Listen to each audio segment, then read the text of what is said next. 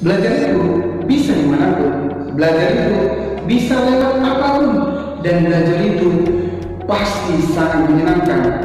Assalamualaikum warahmatullahi wabarakatuh. Anda semoga selalu dalam keadaan sehat. Bertemu lagi dengan teacher Wisnu dalam mata pelajaran ilmu pengetahuan alam. Dan kali ini kita akan belajar tentang gaya berat.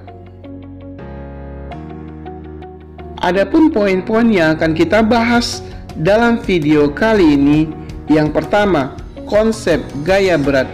Yang kedua, cara menentukan gaya berat. Kita masuk pembahasan yang pertama, konsep gaya berat. Dalam ilmu fisika, berat dari suatu benda adalah gaya yang disebabkan oleh gravitasi berkaitan dengan massa benda tersebut. Dalam kehidupan sehari-hari, kebanyakan kita salah menggunakan istilah berat. Sebetulnya, istilah berat yang kita gunakan dalam kehidupan sehari-hari adalah massa. Apa ya beda antara berat dan massa?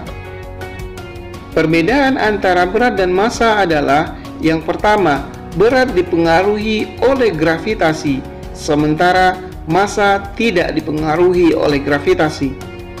Yang kedua, berat bernilai tidak tetap, tergantung tempat di mana benda berada, sementara massa bernilai tetap dimanapun benda berada. Contoh, astronot yang bermassa 60 kg ketika berada di bulan, massanya tetap 60 kg, sementara beratnya tergantung gravitasi bulan. Kita masuk pembahasan yang kedua, cara menentukan gaya berat. Ada dua faktor yang mempengaruhi gaya berat suatu benda. Yang pertama, massa benda. Yang kedua, gravitasi planet di mana benda berada. Dari dua faktor ini, kita bisa menentukan persamaan gaya berat. W sama dengan M kali G, di mana M adalah massa benda, satuannya kilogram. G, percepatan gravitasi planet, satuannya meter per sekon kuadrat. Dan W, berat benda, satuannya newton. Mari kita lihat contoh soal. Yang pertama, sebuah televisi bermassa 8 kg.